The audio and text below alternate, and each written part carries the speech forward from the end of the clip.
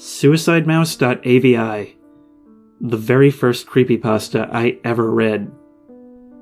When I first came across this story around 2009 or 10, I was on edge for days, and when those few days were up and I felt ready to try another story, I read one called Dead Bart, and did the same thing all over again. If you haven't heard of either of these stories, I'll have uploaded readings separately before this comes out, and there will be a set of links in the description. I recently gave them another read, and through the lens of hindsight, I was pretty surprised at how they now looked. A lost episode of vague origins covered up by the company that created it? Anecdotes about real people that can be easily disproven by simply asking them about it? Low murmurs in the background that slowly build into screams as the animation progressively deteriorates? Out-of-character violence that is described as hyper-realistic? These stories are just full of by now classic cliches that would cause most people to roll their eyes and stop reading if they appeared now. Of course, everything lands better when it's new. I can't discount the fact that two of the major reasons they were so effective on me at the time are that A, I was like 14 when I read them, and B, obviously, these cliches weren't actually cliches yet. So why is it that, even when looking back on a decade of famously terrible lost episode pastas, that I still really like these two? Well, let's take a look at the best and worst parts of Dead Bart and Suicide Mouse. In Dead Bart, the episode was explicitly created by Matt Groening in an attempt to convey the reality of life and death. It's creepy, but only because it's a reflection of the disturbed mind of its creator. And that's a great way to approach a lost episode pasta. The poor quality of the animation, garbled audio, faces peeking in the window, and Maggie and the pets disappearing without explanation after a 1-year time skip are all still really unnerving to me. Bart's copy-pasted corpse from earlier just lying in front of his gravestone has a dreamlike logic to it, which is also something I've always appreciated. Admittedly, it did invent the hyper-realistic gore cliché, but in this case I think it works better because it's not some kind of haunted animation that somehow looks like a photograph.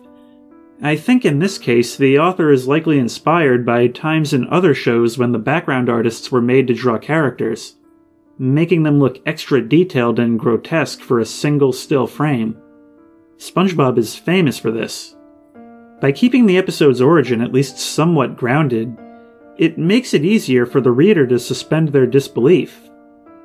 Until the ending, when we're told about the celebrity gravestones predicting their deaths, ultimately implying some apocalyptic cataclysm in the near future. Predicting the future has nothing to do with the themes that have been on display, and introduces a presumably paranormal element in the last few sentences. It feels like the author just couldn't think of an ending and threw it in out of nowhere for the sake of what can barely be called a twist. Suicide Mouse, by contrast, is more ambiguous in its nature, with implications leaning more towards the paranormal. While Dead Bart was about the mind of Matt Groening portraying the concept of death itself through a cartoon, Suicide Mouse takes place decades after the death of its alleged creator, only showing us the product itself and leaving its origin and purpose a mystery. This, too, is a fantastic way to present a lost episode. I think it's because of the ambiguity that this one holds up a little bit better than Dead Bart. The one point in the story that I feel is a little ridiculous is when the employee who watched the whole film kills himself, mainly because of the silly way in which it happens. According to the story, he steps out of the room and tells the security guard, "Real suffering is not known," 7 times before taking his gun from him and shooting himself. Create that scene in your mind and try to visualize it actually taking place. The guy steps out of the room and repeats this phrase 7 times, all while the security guard is apparently just standing there like, alright. And then he manages to grab the gun, which Disney Studio security guards have, I guess, from its holster, with no resistance from the guard before shooting himself. The whole thing is pretty stupid. While the employee's suicide itself could have been done better, like maybe have it happen at home after the fact or something, I do love the idea that there's a whole section of the film that isn't described at all because no living person has seen it. The author also chooses a more subtle ending than Dead Bart, implying that a copy of the film may or may not exist online somewhere.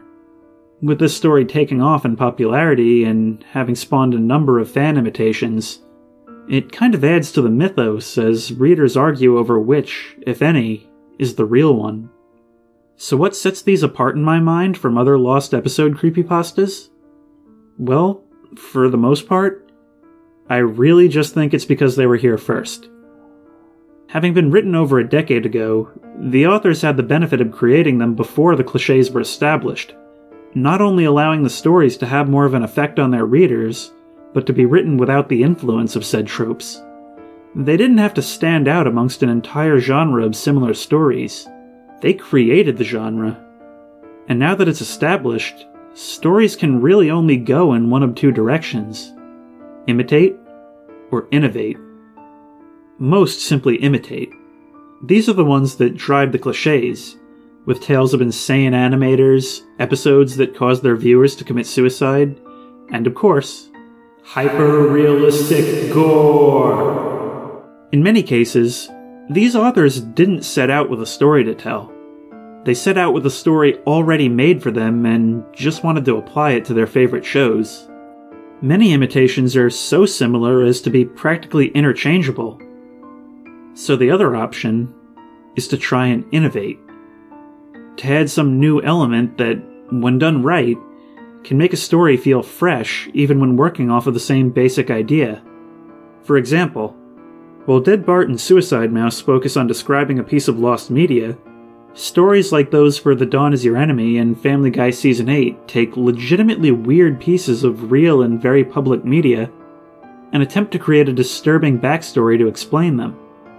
Others, like Candle Cove, create an entirely fictional piece of media and allow their supposed obscurity to help sell their creepiness. When I first read Suicide Mouse and Dead Bart, the idea of an unreleased episode with very little plot, morbid subject matter, decaying animation, mumbled voices in the background, and the mystery of a dark and hidden piece of such otherwise well-known media were very creepy to me. If you were to read these same stories for the very first time in 2021, already aware of the tropes and clichés of the genre, I'm sure they wouldn't work nearly as well. But does that mean it's time to retire the genre? I don't think so. While clichés and bad writing are abundant, and sure, lost episode tropes have become kind of a meme, but can't the same be said of pretty much anything that gets popular? There's always room to explore some new angle or concept, to build on top of what's already been established to create something fresh. In the meantime, and I know I may be in the minority in this thought, I don't think there's anything wrong with a well-told imitation.